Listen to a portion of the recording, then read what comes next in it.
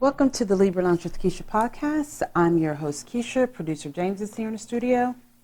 Hi. So I was talking to one of my friends that I graduated high school with, and he's been living out of state for a while, and he's been dating this guy for like 22 years, right?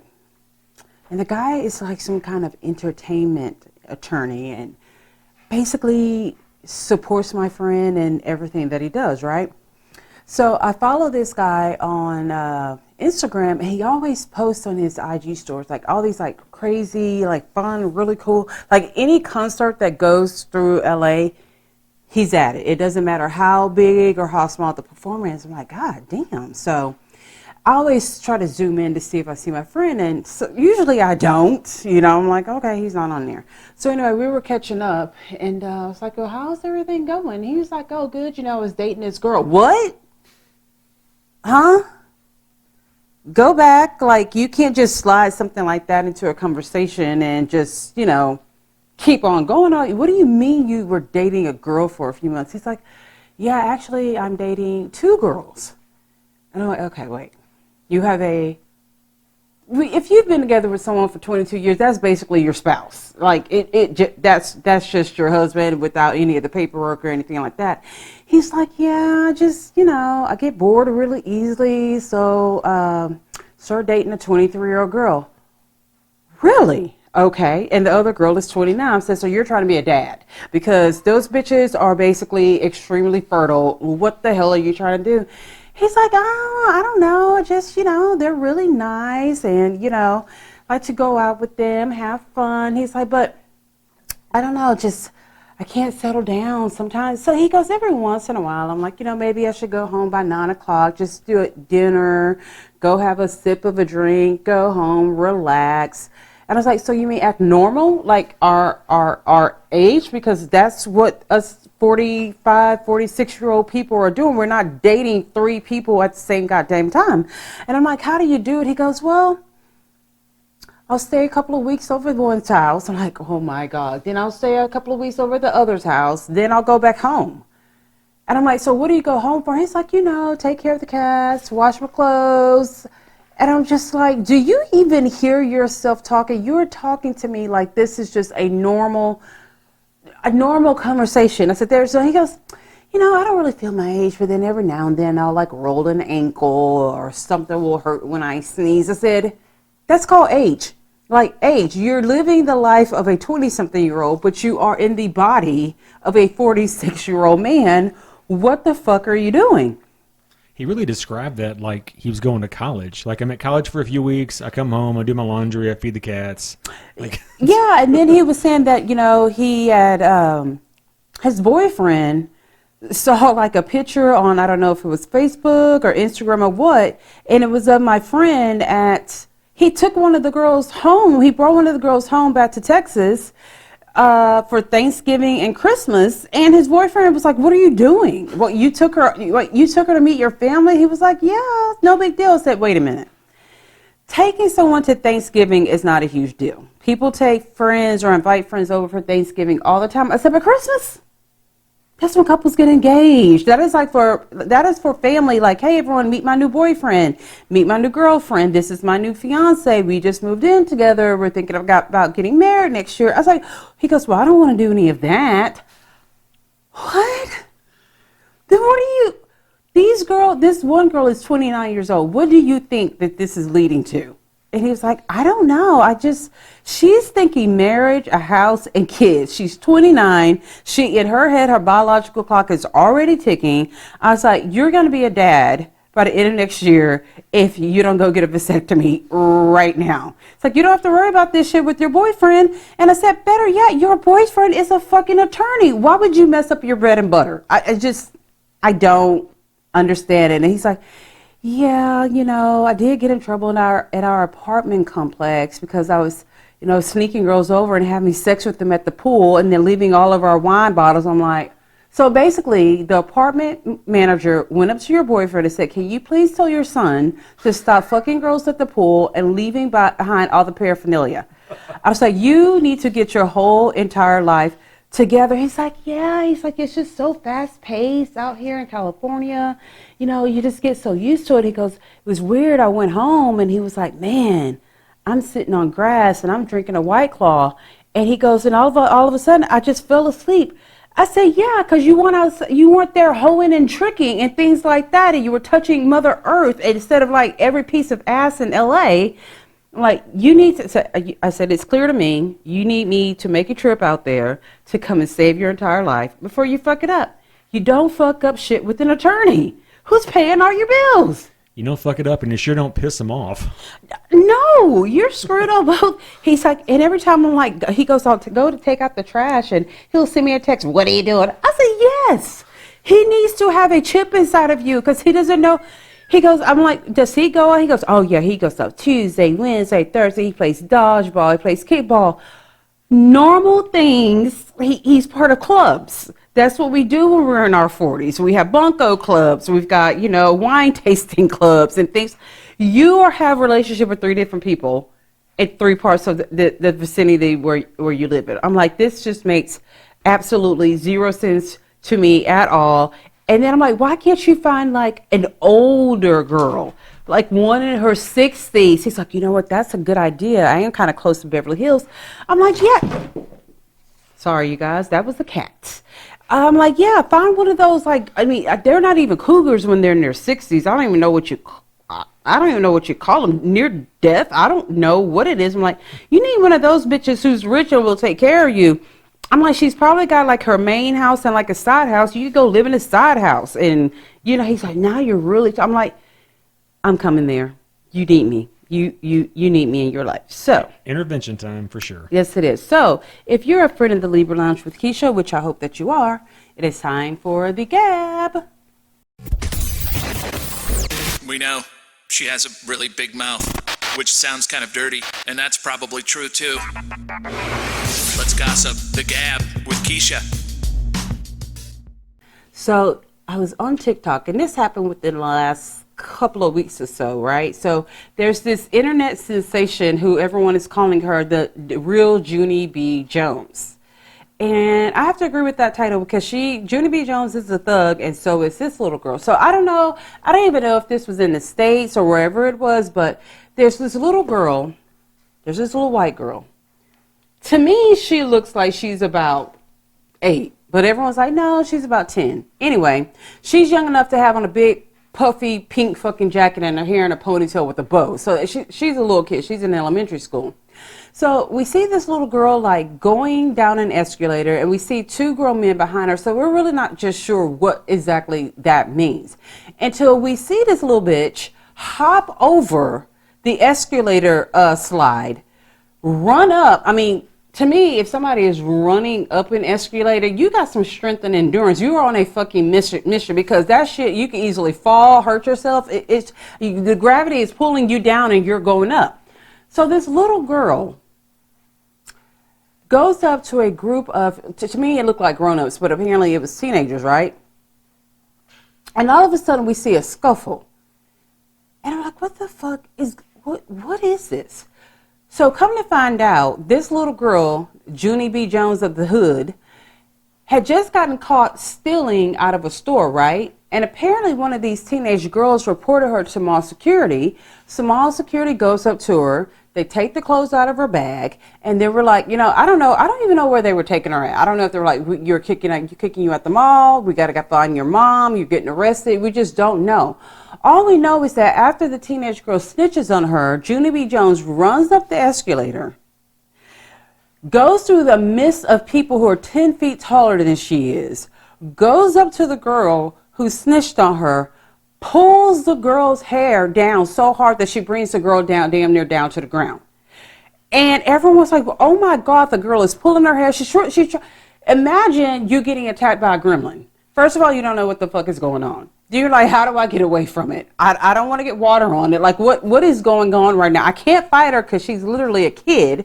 So then we see JunieBJones proudly going back down the escalator, right? With this smug look on her face. Then she puts her elbow on the escalator, like, I don't know, handle or whatever. And she's got this smile and smirk on her face like, I just beat this bitch up. And I'm like, first of all, who the fuck is recording this? Like, where's the parent at in all of this situation? So this goes on for about a week, and everyone's like, oh, she's so cute, she's so thug. I was like, let her have been black. Oh, they would have been calling CPS. They would have arrested her. And the funny thing about it is, when mall security is behind her when she's going down the escalator, they literally have a look on her face like, here this little bitch go again. Here she fucking go again. When she hops over to the other side of the escalator, they didn't follow her. They just let her fucking go. So it turns out that she's part of a shoplifting ring with her mom and her little sister. So while all this is going on, I guess the other half of they have a lot of mall security at this mall. The other mall security guys are taking clothes out of her little sister's bag. So I'm guessing the little sister is 6 or 7. And she's talking shit to the mall security. And guess who's right there? The mom, who's also stealing and has a baby in a baby stroller. I'm like, what? I don't even know where you even start. They're not getting arrested is the point. I don't understand why they're not getting arrested. So on the other side of America, probably in Compton or some shit like that, there's these 3 little black boys that go into a Walgreens or a CVS or whatever, and they're stealing. Guess what happens to them?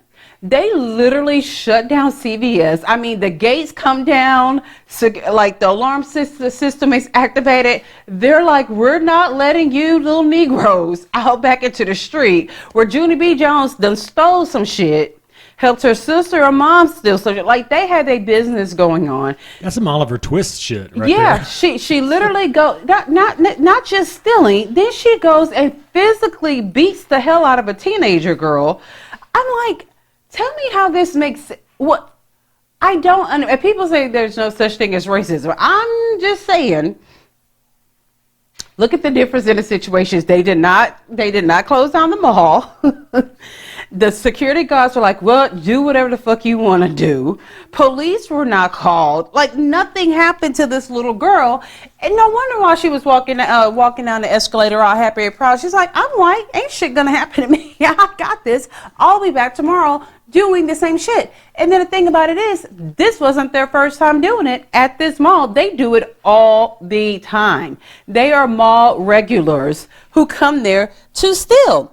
Next week, we're going to see the 6-month-old baby on there. He's stealing shit, too. I'm like, this is insane. How does the mom not get in trouble for, I don't know, maybe this is a new good business model. I don't even get it. But I'm just like, oh, my God. I'm like, why are we telling the world that this little girl is a thug and she's so cute? No, that shit is not cute. That is fucking theft. Like, what is cute about this? Because, I mean, I'll admit, when they show the TikTok and they add a little gangster music in the background, it's pretty fucking funny. It's pretty fucking entertainment. But when you just take the music away and you see the physical abuse, the theft, lack of respect for law authority, it is pretty fucking bad. But, I mean, like they say, a movie is not a movie if you don't have the background musicals going on. So that's what really saved her. What's not going to save someone is now Kroy Biermann is asking the courts for primary custody of his and Kim Zolciak's kids. How is this shit still possibly going on? And why has Andy Cohen not giving her a fucking progo that they put inside the cameras inside the cars? Oh, GoPro. To be filming all of this shit. So, this is what Kroy has said. He says, the kids go back and forth to the parents 2 at a time. So, the older 2 boys are with Kim, then the twins are with, the older 2 boys are with Kim, for example, then the younger 2 are with their dad. Then they switch. So the kids are never together. Okay, in my mind, I'm thinking, has one of the older boys done something to the little kids? Why are you keeping them separated? Like, can y'all not afford to feed all 4 of them at the same time? So you kind of got to split the 2. Like, okay, if all 4 of y'all are together, we can't go to McDonald's. But if I only have 2 of you, we could totally go to Chili's. I don't get Like, how do you not make a kid feel unwanted? Like, no, I don't get that at all. It makes absolutely no sense to me. But then again, we're talking about Kim. So he says there's no structure for them when they're with Kim. I can believe it. Kim takes no accountability. I can believe it. There's no parental guidance. I can believe that too. He says that the kids are left alone or with people for long periods of time, which we know that's true because we always see Kim at the airport going somewhere. So she can't even deny that. And the only reason why we know that she's at the airport because she or Brielle are the ones who are fucking filming it. Like, I 100%, well, without a shadow of a doubt, believe that this is true. He says that the kids are suffering in school. She says that Kim regularly picks them up from school early. Why? Why are you picking him up early from school so you could be the cool parent? Like, I don't get what it is. He says she is manipulative with the kids. We can believe that. Remember, this is the same person who was stealing money from our other kid. And this is on the heels of this summer. They sent their youngest daughter, Kaila, to spend the summer with Kroy's parents in Montana. Now, if you go back through your Bravo Rolodex, you can remember Kim basically had Kroy not speak to his parents for like 7 years. They didn't see the kids. They didn't have anything to do with the kids. Because she wasn't getting along with her parents, there's no way. She couldn't accept that they didn't just fall in love with her. Kim, you are a whore.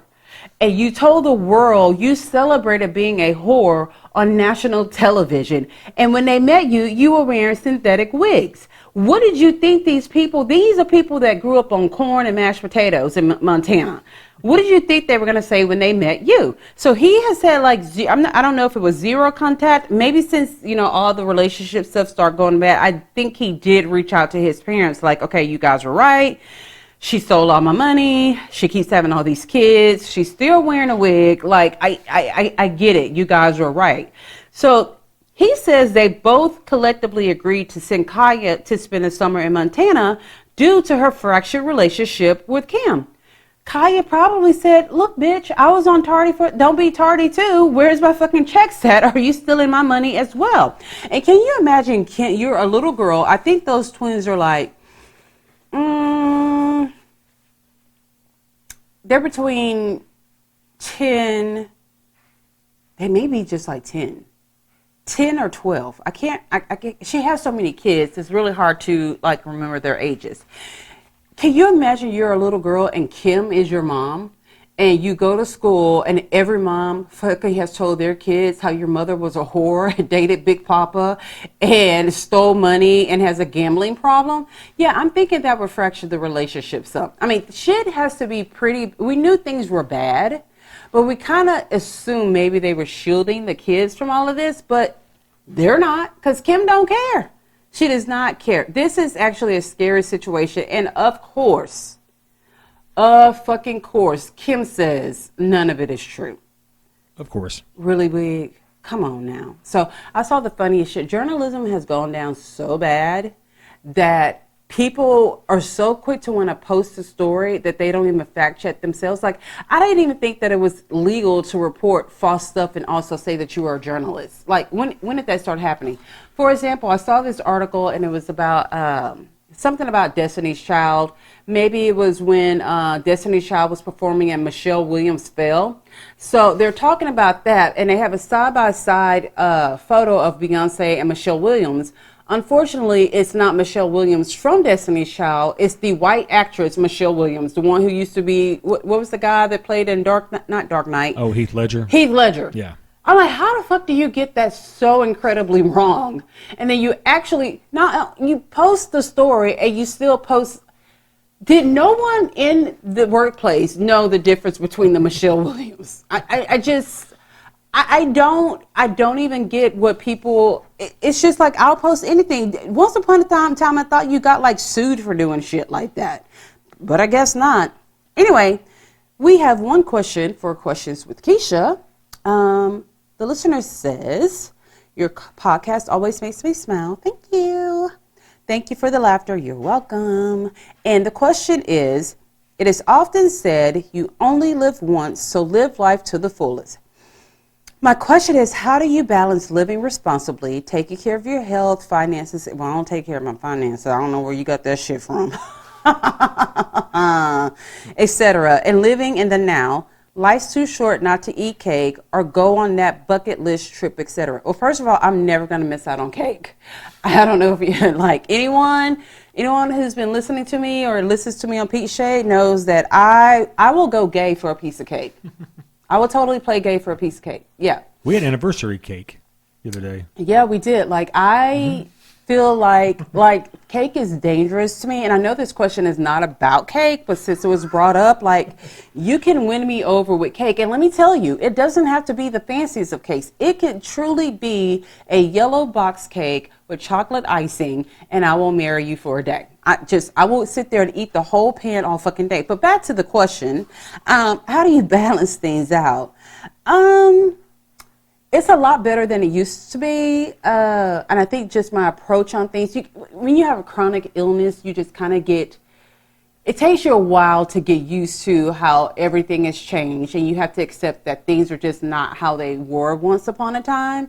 So, I mean, I do things like, okay, I look at the weather for the week, and I'm like, okay, Thursday, Friday, Saturday, it's supposed to be wild, crazy thunderstorms. Y'all know I'm going to be in bed. Like, we plan ahead. We make no plans for that day. Now, if I wake up and I feel great, I feel like playing in the fucking rain, I guess that's what we'll do. I mean, if we go on a trip, because you did ask about trips and stuff like that, I mean, we prep for a trip, okay?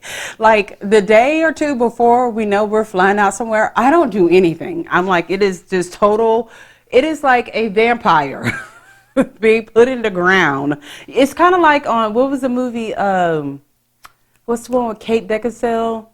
Underworld, whenever like one vampire goes down to rest for a couple of centuries, and it's like another vampire's like chance to reign. That's me. Like, I go down under and I rest because I know, like, first of all, I have travel anxiety with airports. Like, and anxiety induces stress, which is not good for my body. So it's really like, let's just rest these 2 days, okay? We also know that when we take a flight, that first day, we don't have anything planned. Like, we're not doing anything, we rest. Unfortunately, the last 2 trips that we have taken, I really did have to land and go to work. So, I don't know how we did that, but we did it. But this was something brand new that we tried. Like, each day, it was like I would land, and there was an event I had to go to or a podcast that I had to do that day. But I think I will honestly say, since I've been taking lupus infusions, that has helped a lot. Because once upon a time, there's no way. Usually when I get off of a plane, I am the crypt keeper. My body is just like, it's bad. It hurts. I'm usually crying by the time we get to the hotel room. I can't eat. I'm throwing up. It's just really bad. So we just have learned to, lots of preparation, take medicines, stay hydrated, things like that.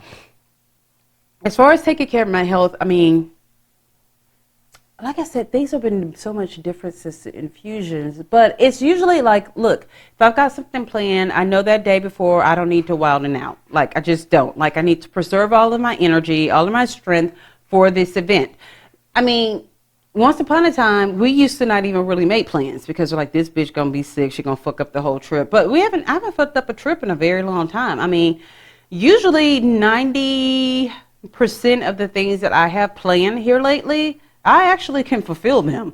It wasn't always like that at all. So this is my thing. Like, I was looking at this girl who, she also has lupus. And she decided to stop taking all of her lupus meds. She said, I'm going the total holistic route. I'm like, shit, she's trying to kill herself. I mean, that's just in my head, that is what I think. I'm like, she's trying to fuck up all her organs, but, you know, go off. Like, do what you got to do. So she went like a couple of years without taking any of her medications and did the juices, healing her body with juices and things like that. And then what do you know? It came back with the fucking vengeance, okay? So I always say, listen to your doctors, listen to your body, advocate for yourself. There's nothing wrong with doing things holistically, but I believe in the power of science as well. And I just feel like somebody that went to school specifically for the disease that I have, like I may not listen to what my PCP says. I bet you don't know nothing about lupus. Cure my cold, please. That's why I'm here. But my rheumatologist, I'm going to go with the person that spent a lot of time, a lot of their parents' money to go to school for this. I just feel like I'm going to listen to what that doctor has to say. Okay, I'm just going to do that. Now, if I want to add, eating better always makes things better. Okay, so if you want to juice and all that, that's great. But still, also take your medicine and just kind of double team it up. But that's just me. I'm not telling anyone what to do. This is just how I take care of myself. And when I feel like I need to rest, I rest. You can never ever tell me, point at me and yell, "You go take a nap," and I say, "No, that's not what I'm gonna take a nap." Like literally, I see a bed and all I think is nap. I get up in the morning time and I'm like, I gotta leave you, but I'll be back in like an hour and a half tops. Like, take your rest, but don't not do the things that you enjoy. Just you have to tweak things a little bit. Like, if you need an extra travel day, do that. If you need, I do whatever it is that you have, you cater your lifestyle to what you have. I mean, that's just the best way that I can do it. I mean, we have been doing stuff that's on my bucket list here the last couple of years. You know what I mean? Now, my bucket list is not to go climb a mountain. I leave that to you white people. I'm not going to do that. Like, I have met some of the reality TV stars. Like, I was able to stand in lines to go and meet them, where once upon a time I was not able to do that. It's just like, prep, listen to your body, always travel with someone who knows your history and knows what to do if you do get sick.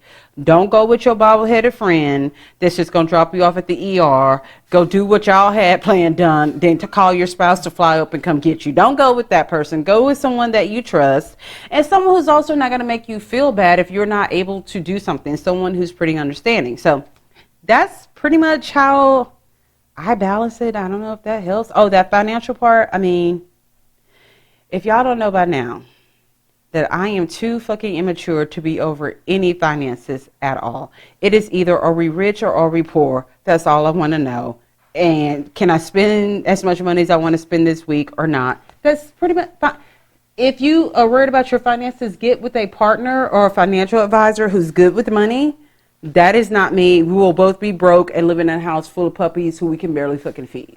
So, yes. So, there's the answer to your question. Up next, I've got a special treat for you guys. I've got Arthur and It Girl, Kaila, who's going to tell us all about her new book. We'll be right back. The Libra Lounge with Keisha. The Libra Lounge with Keisha. Welcome back to the Libra Lounge with Keisha. I want to introduce you guys to a very special guest. Today we have Kaila. Hi, Kaila. Hey, how are you doing? I'm good. You're kind of like an it girl to me. Like, why? You're the it girl. No, I'm like looking at your Instagram. I'm like, she's really cool. I don't make a fool out of myself when we're talking today. I'm like, she wears cute clothes. Her makeup is done. Her hair is done. But your hair is perfect. And thank you. I'm like, she does all these things. She does this. She does that. I'm like, oh my gosh, how old are you? Oh, I'm 46. So yeah. Oh, so okay. I'm 45. I'll be 46 in October. When's your birthday? January 23rd. So yeah, January 23rd. I turned. Yeah. Okay. Alrighty. So let's get started. Why don't you introduce yourself to our listeners? My name's Kaila. I'm an author. I just wrote a book called Fetishized, kind of about the fetishization of Asian women. And I know Black women and Black men experience this too. So yeah, it's an issue that's like not been explored quite as deeply, and it's something I wanted to delve into with the book. It's funny that you said that because many people don't, like, we talk about it at home. Yeah.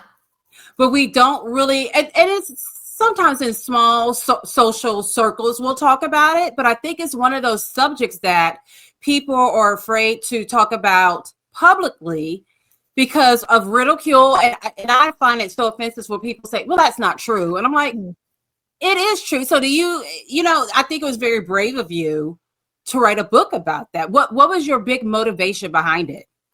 I mean, it was totally an accident. I had no intention of writing a memoir or a book, but during the pandemic, there was a spa shootings where a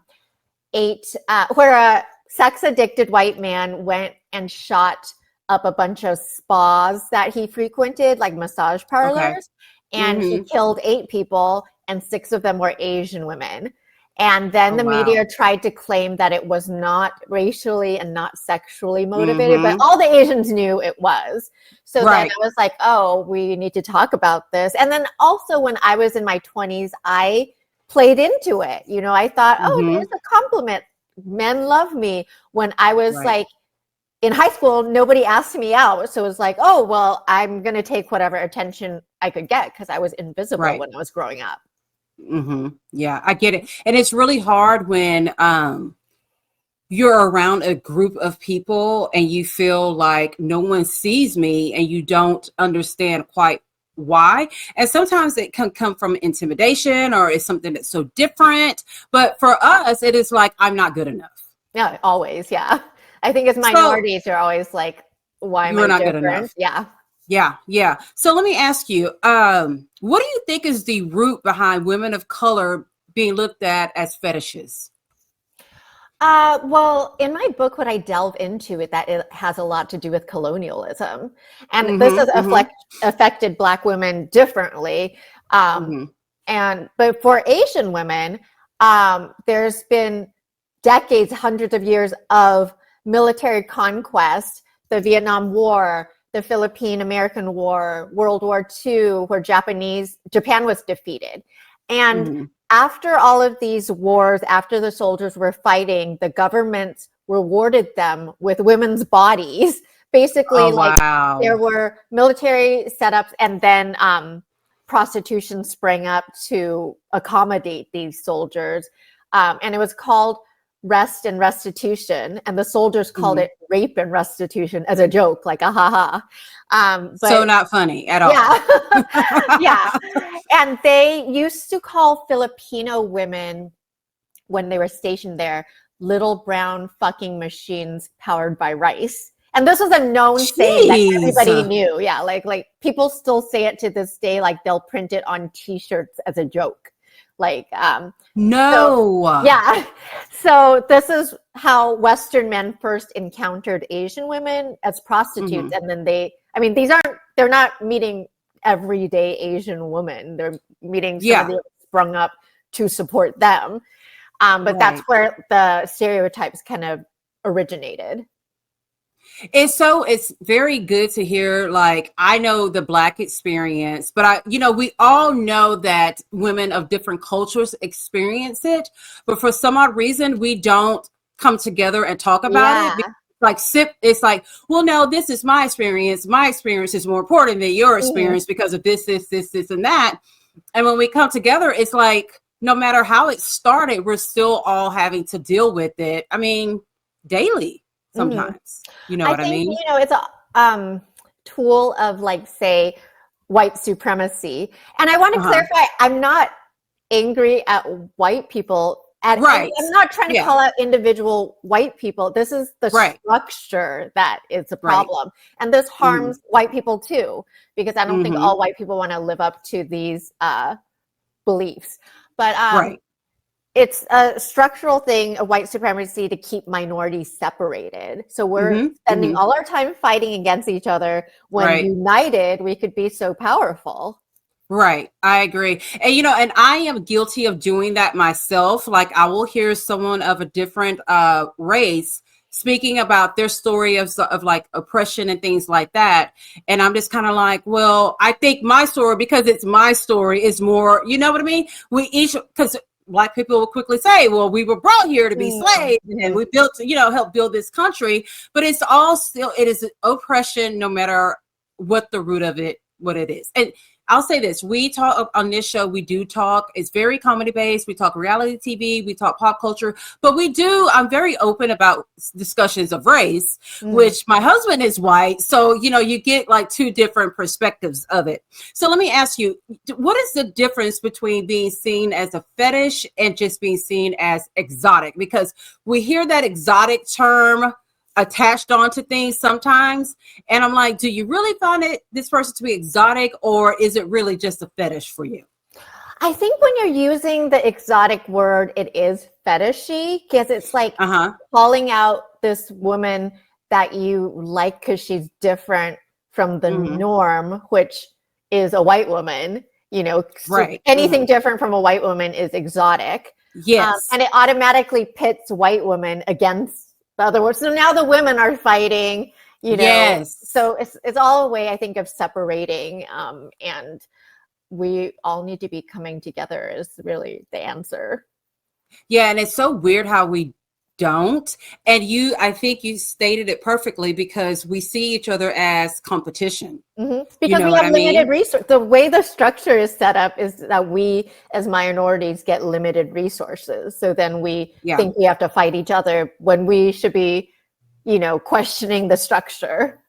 Right. And like with the state of our country right now, it's really hard to try. I think now people of different races are trying to come together a little bit more, because I think it's like, okay, look, we really need to try to stick together, because this is what we're up against.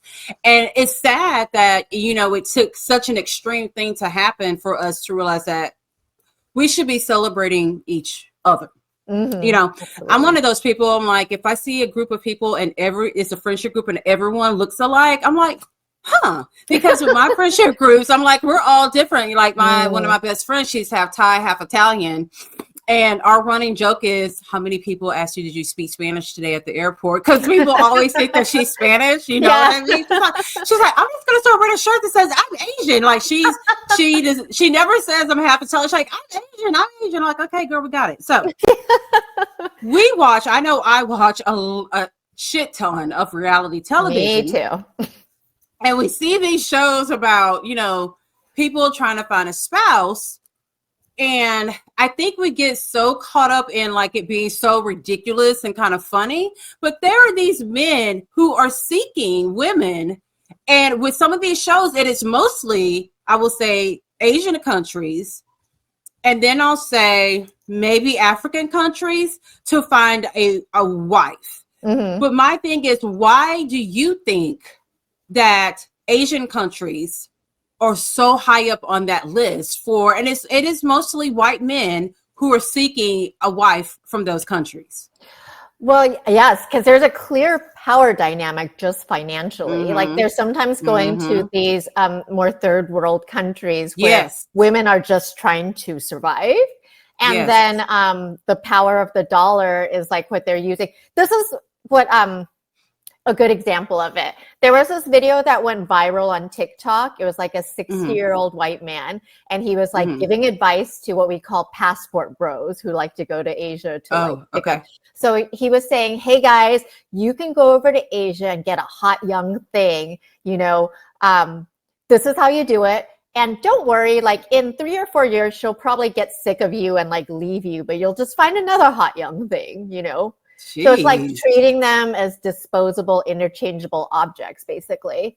But yes, I think they go over to Asia because of the power dynamic and the idea that Asian women haven't been tainted by feminism, where they complain about like women in America being too outspoken, wanting equal rights. I agree. That is such a crazy thing, because the way you just described it, like there are people who actually value their animals more than their, what I mean? Like you're saying, in 2 or 3 years you could just get another one, where someone's like, I will pay $1 million to have my dog cloned so they can stay with me forever. But when you're talking about a woman, it's just like, you just get a new. That's just so. That's crazy. Yeah. That's just crazy to me. I don't understand it. So with that being said, why do you think women of color, we fall into the European beauty standards, and how do you think it has affected your life? I know how it has affected mine. Yeah, it's definitely affected me because I talk about it in the book too. Like I've had a couple of plastic surgeries. Like for example, I've had breast implants because Asian women are naturally just petite. We are not gifted with a lot of breast size. And, I grew up with like Pamela Anderson being the archetype of beauty.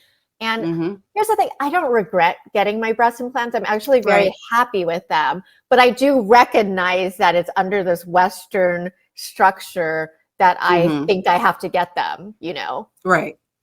It's, we're living, we hear the word cultural appropriation a lot here lately. What are your feelings on that? Because we hear people say, well, look, if you give me a theme, I'll run with it. If you tell me that I'm going to an Asian theme party, I'm going to dress in Asian garb. And some people would see that as culturally I'm like celebrating the culture to me. But now we've had like Sydney Sweeney with the, what is the jean brand? I can't even remember. American Eagle. Yeah. American Eagle with, the jean versus jeans and things like that. And then you have Beyonce, who just came out, I think, with Levi's. She's doing jeans as well. And she has on a blonde wig. And so you have some people saying she's culturally appropriating Marilyn Monroe. So what are your thoughts on that? I don't really have an issue with like individuals, like you said, going to a party and just like wearing Asian clothing. I think it's when a person of a more powerful culture, which happens to usually be white, because white culture is the most powerful in this country, profiting off this cultural appropriation. So Gwen Stefani would be an example where she had the Harajuku girls and she was like, I love Japan. Yeah, I loved the Harajuku girls when I was growing up. Right. And like when you look back, they're like bowing to her and they're like, she's the queen and we're like her little minions. And it would be one thing if there was like a group of 4 girls that were white, black, Asian, and everything. Yes. They were like all Asian. It was a little weird now that you look back on it. So I think it's more like, are you profiting off it without having to deal with the racism that we have to deal with? Yeah. And I know we find that a lot of Black culture when we have people of different races that basically copy things that are traditionally Black and they profit from it. And then people are like, yeah, you want to be Black, but you don't want to have Black people problems. Yeah. I know this is a big issue in K-pop at the moment too. And that's it's very funny. My daughter loves K-pop.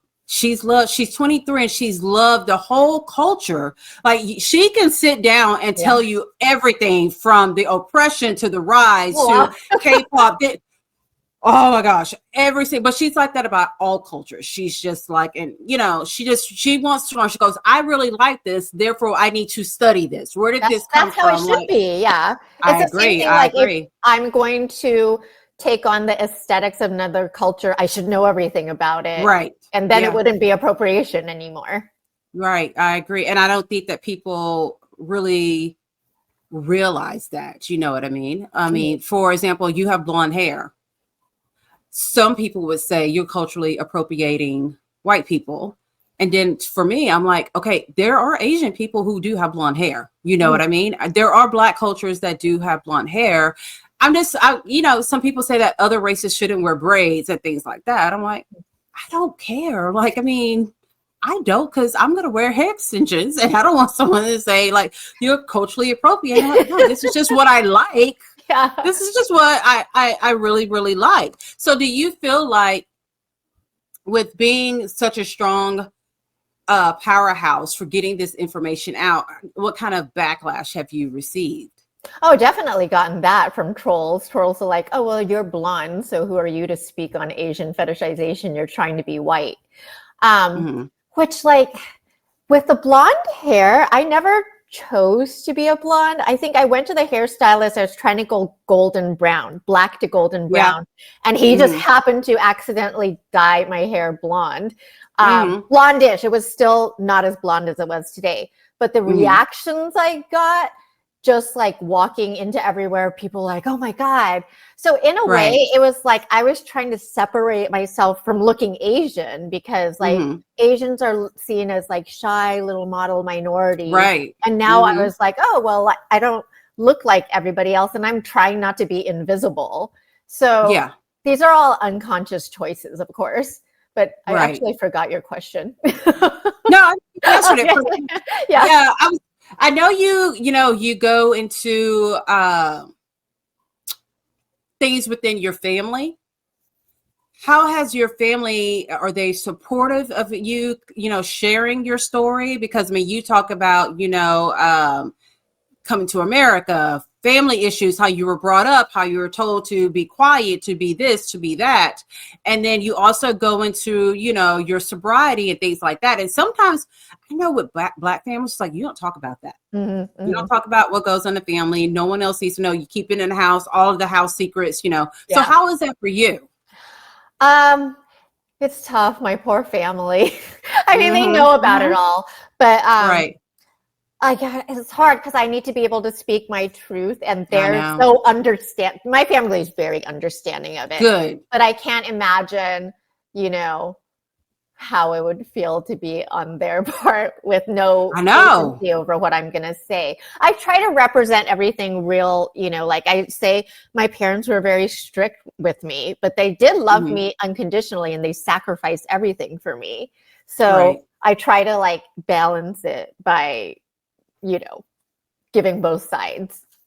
Now, do you have children? I don't. Yeah, I've never wanted children. You never wanted children. So let's say if you had children, how do you think you would have raised your children differently from your families, and also making them aware of the struggles that you've had to go through? Yeah, so my parents were of a different generation they were not taught, they were just trying to survive in a new country. Right. So, I think for us who were first generations here, I would just tell my daughters, let's say, that she was beautiful and loved, and just compliment her. Because my parents loved me unconditionally, but they didn't tell me that. So I didn't know. So I thought I was unloved. I felt unloved. So I started searching for love in all the wrong places. So I think just like letting your kids know they're loved, like verbally. Yeah, I couldn't agree with you more, because I know with like my mom and her side of the family, they're not real huggy, affectionate people at all. Like, I knew I was greatly loved. I was spoiled, but it's always that weirdness, like, why? So when I had my daughter, it's like, come here, give me a hug, give me a kiss. You're beautiful. You're smart. You can do whatever you want to. Be proud of who you are. I think I might have overdone it a little bit, because she's just like, she's like a soldier for every cause that there is right now. She's like, you need to know about this, Okay, so yeah, sometimes she looks at me like, here goes a damn session. Like, I feel like I'm in a college class. I'm like, here we go. What are we learning today? So she gonna actually love this interview. So you were on Tokyo Drift, which I am a huge Fast and the Furious franchise fan. But me and my friend, this is where we go separate ways. She says Tokyo Drift is the best in a franchise. And I totally disagree. So tell us about your role in that whole experience. Yeah, I mean, the movie was very groundbreaking, because not everybody knows that originally the series was inspired by Asian American car culture. Like for the first film, they got advice from Asian American people in that community, were advisors on the film. And then along the way, it's like turned into fighting in space or whatever. So it's very they went too damn far with that. Okay, when they did that, I'm like, okay, wait a minute now. Like roll it back. Yeah, I'm like, okay, number one, they are making The Rock too strong. Like, he is doing stuff that is not humanly possible. Then when they went to space, I'm like, I may need a break. Like, this is way too much. So yeah, my best friend, she goes, no, Tokyo Drift is the only one that celebrates Asian culture and would really like the street racing. And I'm like, okay, so go ahead.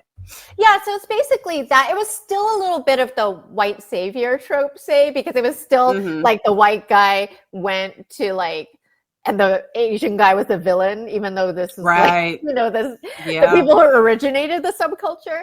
Yeah. But still, it was great because they had really authentic racing scenes with authentic cars that people would really drive, and they shot part of it in Japan. So I thought it was like a super enjoyable film, but it depends on what you're looking for. If you're looking for more of like a action fighter storyline, that's not what Tokyo Drift is. It's about racing. Not at all. Yeah. And that's where me and my friend, we differ, because I'm all into like, it's family. And and she's like, no, this one is the best one. Like, it is true to the culture. So when people read your book, what do you hope they take away from it? I think that the most important thing is that fetishization is not harmless. Because that's the most common thing you get from guys. They're like, well, what's the big deal? It's a compliment. Like, we're just saying we like you. But I think with the Atlantic spa shootings and like so many other underreported violences against Asian women, it does sometimes lead to violence. So we can't just normalize it and say it's not a big deal. Right, because it is, and it is one of those things that gets like swept underneath the rug. It's not a big deal, but I think for 6 Asian women to get killed while they're at work, to me, I'm like, that was targeted. You know what I mean? Like, this guy had a sex addiction, and instead of going and getting therapy and like fixing himself, he took it out on what he thought was the cause of his sex addiction. Yeah. Isn't that funny how that happens? You know what I mean? It's like, to me, it's almost like I hate women, and I especially hate Asian women. Yeah. You know what I mean? Like, you know, if you turn them down, it's like, oh, I hate you all, clump you all together. Now let me go bomb a building or something like that. You know, it's just, it's like, really? It's like, you can do therapy from home now. Yeah. Like, you have no excuse not to do it. So what 3 things do you think are great about being Asian? I do love being Asian. I feel like the family part of the culture is just like the taking care of each other. Like I'm always, we would never put our parents in a nursing home kind of thing. Like, second of all, I think we have the best food. I'm biased, obviously, because I grew up with some Asian food. And I just love being Asian. Like, I feel like we have such a rich culture and history. And I'm really proud of being Asian. Great. And I think people are afraid to say that they are proud of who they are and where they come from now because of ridicule. Yeah, you know what I mean? There's just too much polarization and judgment. Everyone needs to be a little more easygoing. Yeah, and that's one of the things about my podcast. I'm like, I don't care. Like, I don't care. I don't care what you think. Like, this is how I feel. This is what I'm going to say. And I think that someone should be proud of where they come from. And be able to say that. Proud of themselves and their culture. Yeah, I totally agree. So, you know, I love to talk about skincare. I love to talk about makeup and hair and things like that. What do you think are the best Asian beauty secrets?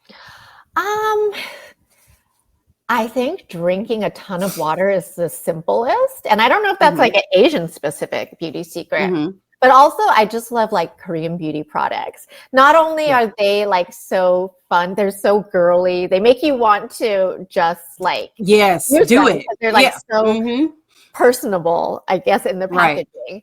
And I would just say, like, for me personally, it's getting a lot of rest. We live in a culture which is so hustle. So it's like, sleeping is wasting time.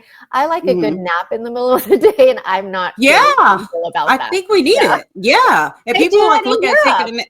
Yeah, they do. Yeah, I don't get it. Yeah. I'm like, everyone needs a nap. Like, I don't know why it's okay to nap when like you're in kindergarten, but it's not okay when we're in our 40s. We need a nap. Like, we need a nap more than ever. Yes. So my husband and I, we have a best friend, and he's white, but his ex-wife is Asian. So his boys are half Asian. And so I don't know what we were talking about. I think maybe we were talking about beauty. And I said, if you ask Black women, Asian women, and Hispanic women like beauty secrets, we all have something in common. I was like, we're not always out in the sun. We're just not. The sun. I said, if you see an older Black lady or an older Asian lady, they've got on a hat. Yeah. And I was like, we just do. That's part of it, because people always say, well, how does your skin look so good? I'm like, I'm not in the sun all the time, and I'm not smoking a pack of cigarettes a day. I mean, those things help. And so then I said something like Black don't crack and Asian don't raisin. They had never heard of that before. Oh. They were like, what did you say? I said, Asian don't raisin. They're like, what the hell? How did you come up with it? I'm like, I've heard this like forever and a day. Like, Asian women can be like 100 years old and look like they're 30. You know what I mean? So like, whatever they're doing is what we all should be doing. Okay. So tell everyone how they can purchase your book and tell us how we can find you on social media. Yeah, so my book comes out on August 19th, and it will be available in bookstores everywhere, like the big ones. But I always say support your independent local bookstores. And then for me, my name's Kaila Yu, and you can find my website and my social media all under my name. Perfect. This was a great interview. Yay. I love having these conversations because I just feel like they need to be had more often. And, you know, we're just afraid to do it, but we need to share our experiences. And like you said, you know, come together and celebrate, you know, our different cultures. I want to thank you so much for being on the show. And when I tell you guys, she has like a great resume. She was very humble. She was very, very humble in what she said. Oh, I'm an author. She does a whole lot of other things as well. Just go to her Instagram account and you'll see. And then also you'll take notice of some of the celebrities who follow her on her Instagram. Oh, she's quite humble, and I appreciate that. And I appreciate you taking time out to come and talk to us today. So yeah, you guys make sure you'll have to come back again. I think we have a lot of other things that we can talk about as well. And I most definitely, you sent me a copy of your book. I'm finishing up one book and then I will start your book. I cannot wait to read it, especially after this interview. So thank you guys for tuning in. We'll see you next week. It's the Libra Lounge. The Libra Lounge. Ooh.